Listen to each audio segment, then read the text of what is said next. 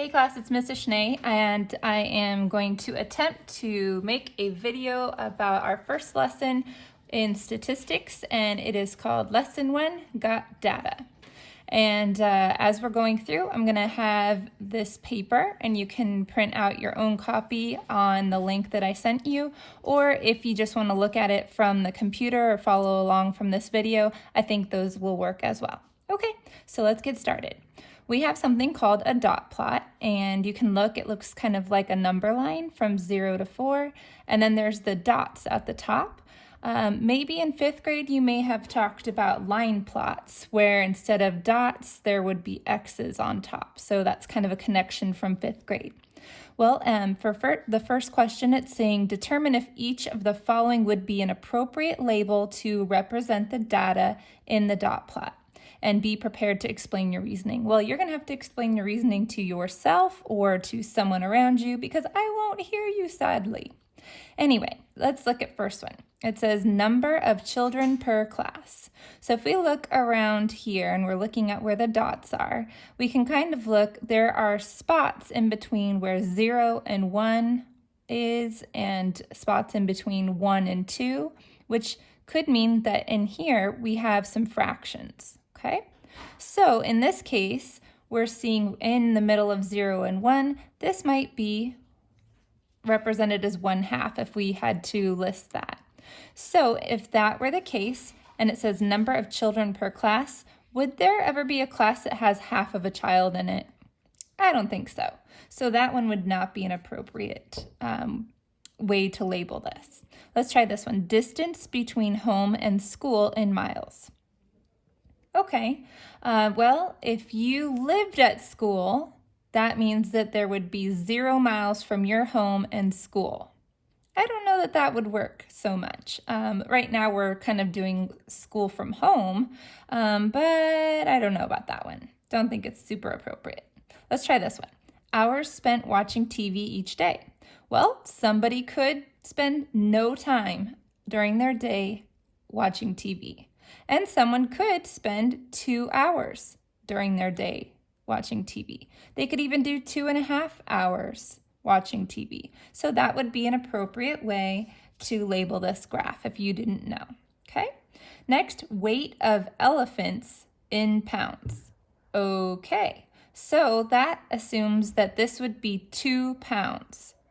Well, even a baby elephant would weigh more than 2 pounds and definitely would weigh more than 0 pounds. So that would not be an appropriate label. Last one, points received on a homework assignment. Well, I guess if you did all the problems and you didn't get any of them correct or you didn't do any of them, you could get 0 points. Let's go over to the other end. Maybe the assignment is worth 4 points. And you could get 2.5 points if the teacher or if the way that it was graded was done. So I could see you getting 1 point, or maybe the assignment's only worth 2 points and you got extra credit. But definitely this is something that could be an appropriate label. Okay. Next it says, think of another label that can be used with the dot plot.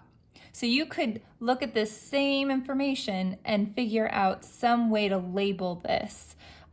So we could think about a scale from 0 to about 3.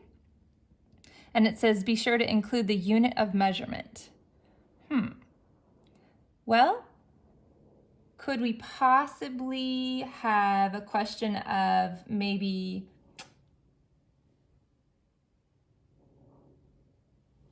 how many hours did you spend watching Netflix today?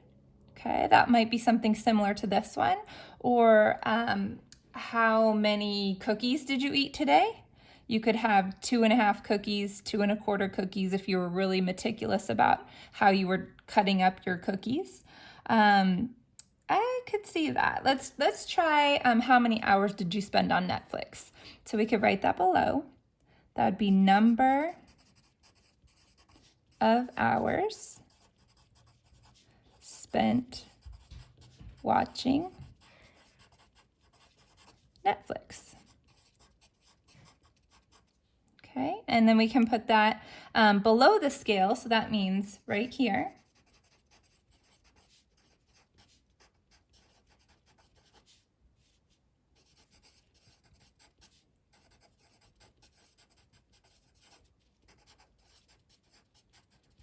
Okay, and then it says, in your scenario, what does one dot represent? Well, each dot would represent a person that you could have asked. So you could have asked several people, how many hours did you spend watching Netflix today? And that means that 2 people said that they watched Netflix for 1 hour. So that would be each person that responded to your survey. Okay, so in this situation, only one person that you asked said 0 time on Netflix, 0 hours on Netflix. And it says, in your scenario, what would a data point of 0 mean? Well, just that person, no one, oh, actually, that one person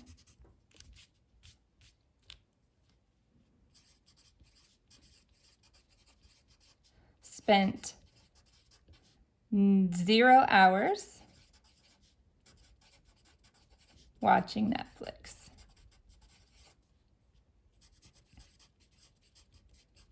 And it says, what would a data point of 3 1/4 mean? So if we were here at 3 and 1/4 over, if there was a point here, that means that one person, if there was one dot, one person spent 3 hours and 15 minutes watching Netflix.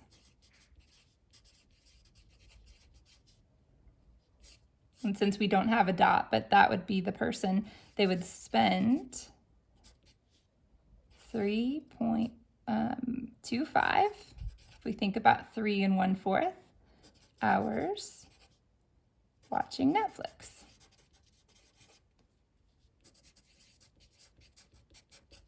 Okay, all right, so we're on to the next part.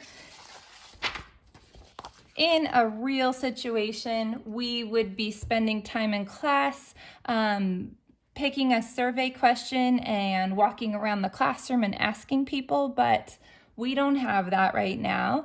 What we can do, though, is we can kind of think about each question, and it says that I will be giving you questions to learn about students in your class and how the responses will be collected. And the data that your class collects will be used in upcoming activities. Well, at this point, what we're going to do is we're going to talk about the first couple and see how would we organize it. Let's say we did ask these questions in a class setting. How would we organize that information? And so here's a situation. It says, how long does it usually take you to travel to school?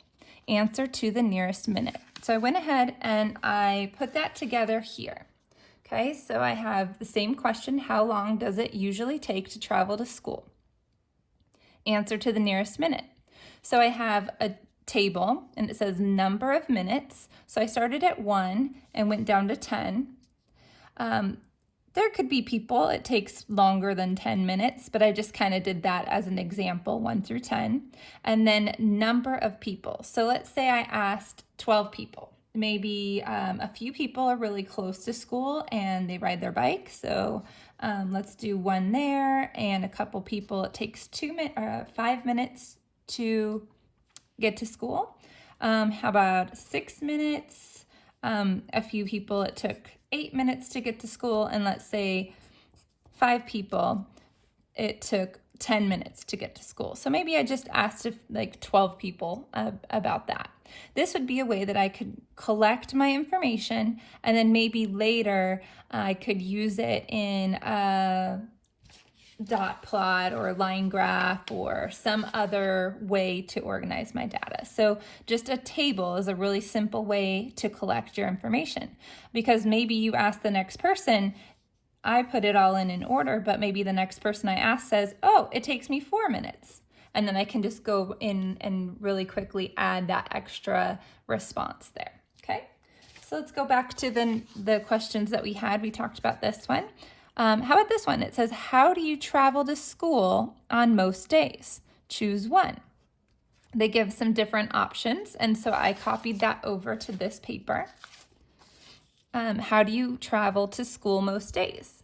and I listed each option and I put them in a table. Looks a little different because they're not numerical information. It's not saying, 1 or 2. It's giving different methods of transportation. So I could still collect the data in the same way. If I asked one person and they said they went out by bike, another couple people I asked rode the school bus. Some people I asked, they said that their parents took them to school. So lots of people who did that. I asked again, and someone rode a skateboard to school, and so on. So hopefully you get the idea. You can continue to ask more people, and as you do, you're organizing your information that you're collecting in a table, and then you can find other ways to show it later on. Okay? All right. So when you look at the link that I sent you, there's a lot of different questions on here. We're not going to go through every single one because we don't really have a class that we could ask, but you could pick one and pause the video and go ask all the people in your family, or you could text people and get some information if you wanted to practice this on your own. Okay? Let's go on to the next part here. So they give us a lot of questions to try. All right. So at this point, it says numerical and categorical data. Okay. The list of survey questions in the activity earlier can help you complete these exercises. It says the first survey question about travel time, that time that I was asking people how long that it takes them to travel to school. That's a travel time question. So that is an example of numerical data because each response that I asked had to do with a number. So like 3 minutes or 6 minutes. And I could take that information and I could compare it. Like I could say, oh, more people are further away or take longer than the people who are 3 minutes away from school. Okay, I could compare that, I could rank it, I could see what was the most response, what was the least response, what was the average response, and that's what I can do with that numerical data. Okay, so we can look back at other questions that we didn't go through and see what other things that would be numerical data. Okay, so things that you would be able to answer with numbers. What about this one? Number 4, it says, what is the length of your right foot without your shoe on? Okay, that would be a really odd question to ask a bunch of people, but you could do that. And let's say that you had a meter stick and you could have them measure their right foot without their shoe on, and then you could record all the numbers there. So let's go ahead and put that one down. Even though it would be a really strange question to ask people, we could do that. So that'd be question number 4. What was measured? Well, they measured the length of someone's right foot. And then the unit of measurement was centimeters, according to the question. Okay. So now it says that we want to look for another one that has to do with numbers. You can pause the video and see if you can find another one that has to do with numerical data.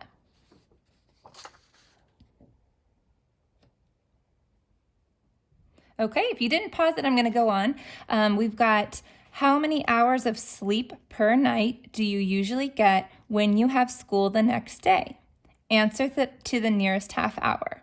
So that one has to do with numerical data. Someone could say that they get 10 hours of sleep. Someone could say that they get 5 hours of sleep or 6.5 hours. So that one would be a numeric or numerical data. Okay, so what was measured? The number of hours of sleep. And the unit of measurement was hours.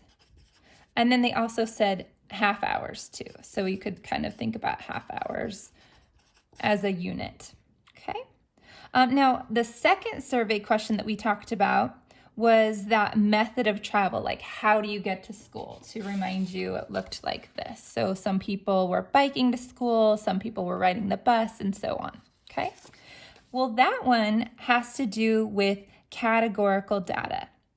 That type of information is something that you can't really compare. I mean, a bike compared with a school bus, they're different things. You can't say that a bike is more or less, like if we were talking about your right foot and you were measuring that, you could say, well, one person's right foot was 25 centimeters and another person's right foot was 21 centimeters. Well, 25, I can compare, that's going to be longer than 21. Well, with categorical data, you can't really compare it the same way. You're basically just kind of putting it together and grouping it. Okay, so for that question, when we're talking about that, we have to go back and see if we can figure out any other questions that were categorical instead of numerical. Okay, so let's go back to this page. How about this one? Do you have any siblings? They say yes or no. Those are the only options. So it's not asking how many siblings do you have, which would be a numeric or a numerical data. They're asking, do you have them? Yes or no. So that could work. That's number 7. So we'll go ahead and do that. Number 7. And it says, instead of unit of measurement, it's saying characteristic being studied. So we could say siblings for that one. Okay. So why don't you go back, pause the video, and see if you can find another question that goes along with categorical data. I'm going to do it now too.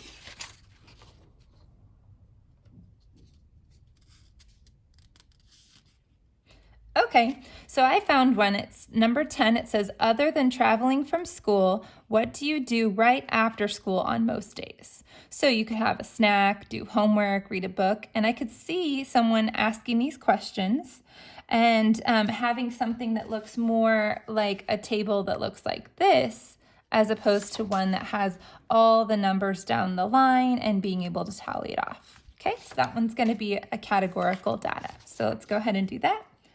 Number 10, characteristic being studied, after school activity.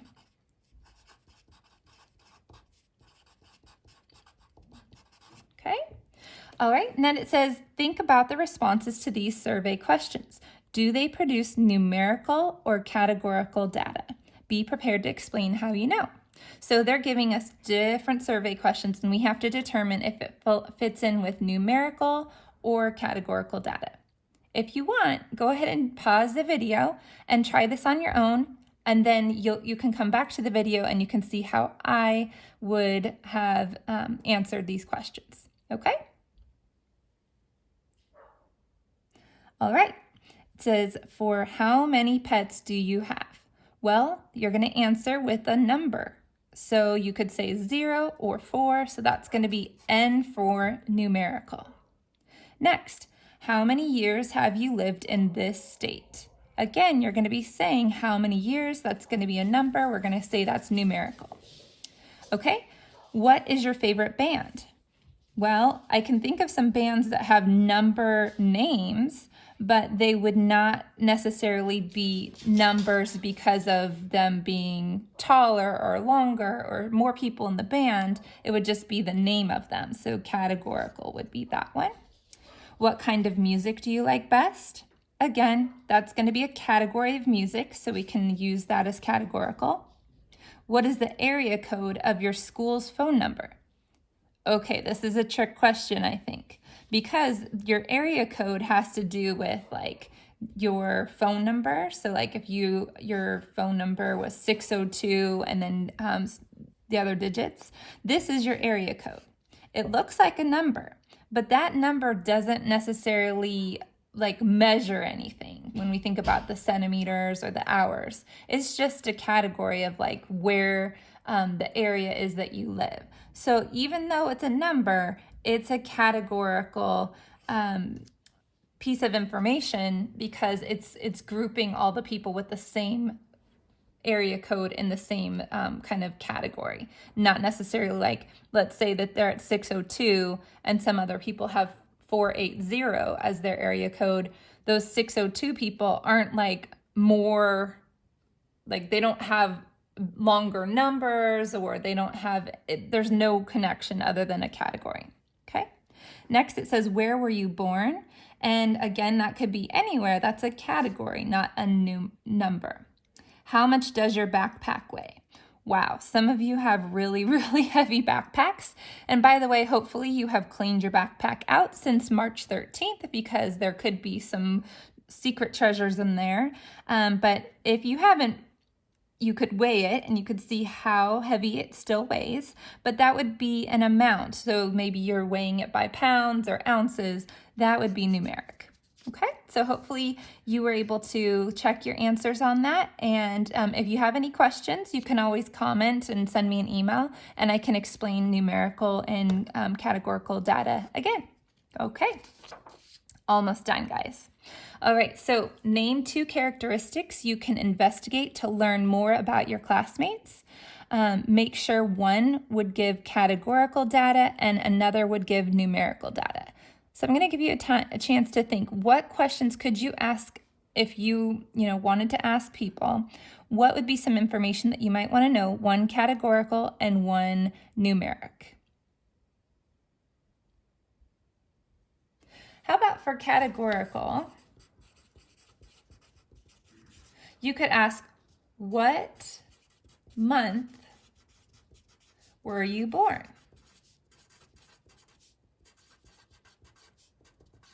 Okay, so you could ask someone like, what was the month that you were born in? They could say January, they could say February, any of the months, and then you could kind of ask a bunch of people, and then your chart might look something like this, where you have January, February, March, and you've just tallied each time you've asked someone a question, okay?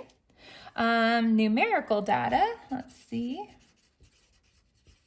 What's something I want to know? Oh, I always think about food. Let's go with pets this time. How many pets does your family have? That would be something that you could measure. They could count up all their pets, fish and birds and all kinds of animals, and they could say how many they have. You could compare, how many each person has, and you could see who has the most and the least. That would be numerical. Okay? All right. So last part of this is, are you ready for more? We've got Priya and Han. They collected data on the birth months of students in their class. Here are the lists of their records for the same group of students. This list shows Priya's records. So she's got all these different responses, meaning this person was born in January, another person was born in April, and so on. Now Han, he wrote down his information like this, okay? It says, how are their records alike and how are they different? I'm going to give you a chance to respond to that once you pause the video so you can do that.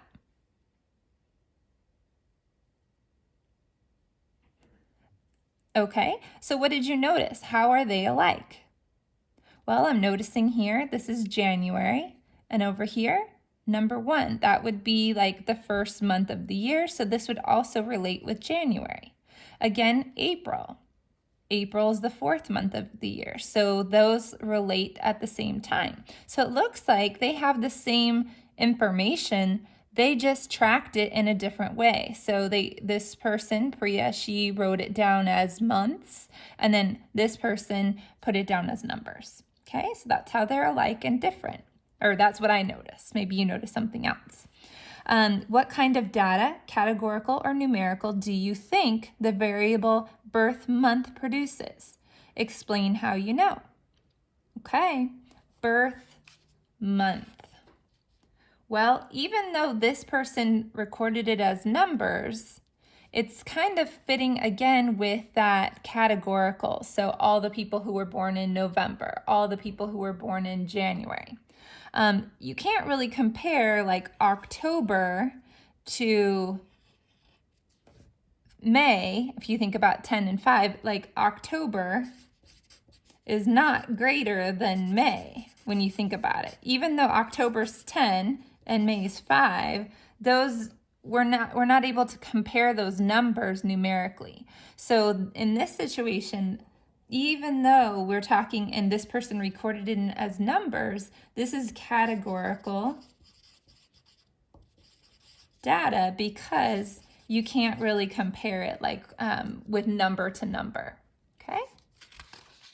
All right, so we're down to the end, and this is our lesson summary. It talks about this table that has to do with dogs. So they've got all these dogs, and then they have each dog's weight in kilograms and each dog's breed. So it looks like German Shepherds, some pugs, some beagles, and so forth. So they're showing you this table, and it talks about how the weight of the dogs are all numerical. You could see which dog weighs the most, which dog weighs the least, what's the most common weight for a dog. You could find all that information in from this chart because it has numerical data. And it says that there's numbers, quantities, or measurements, and the weights are in kilograms.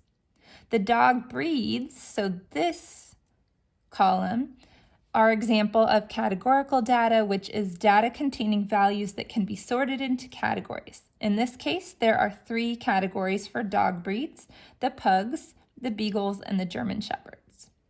Some data with numbers are categorical because the numbers are not quantities or measurements. For example, those telephone area codes and then those months that we talked about for birth dates, because the numbers are labels rather than quantities or measurements. Okay, lastly, it says numerical data can be represented with a dot plot, sometimes called a line plot.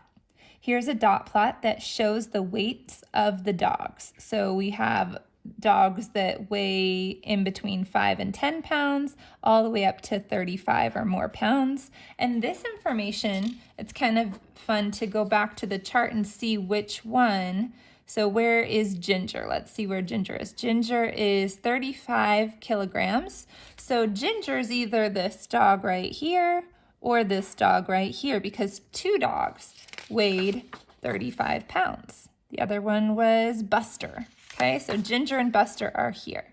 This dog right here that's right to the right of Ginger and Buster is more than Ginger and Buster, probably 36 pounds. Let's see. Oh, that's Duke. So you can kind of connect those dogs to what points there are on the line plot. Lastly, it says we can collect and study both kinds of data by doing surveys or taking measurements. When we do, it's important to think about what feature we are studying. For example, breeds of dogs or weights of dogs, and what units of measurement are used. Okay? So just before we end the video, I just want to mention that statistics, this is our first lesson in statistics, but anytime you turn on the TV right now, you're going to see so many statistics, so many charts talking about the virus and how it's spreading and where the numbers are, how many people are sick with it, how many people recovered, and so on. And so statistics helps us to make choices. It helps us to make to keep track of data, keep track of information that's important to our lives. You'll see it in sports. You'll see it in business. There's so many uses for statistics. So I hope you guys enjoyed the video. I know it was kind of long, but it's a whole lesson, and you can pause at any time that you need to. Okay, I miss you guys so much, and I hope you will email me if you have any questions about this. All right, thanks.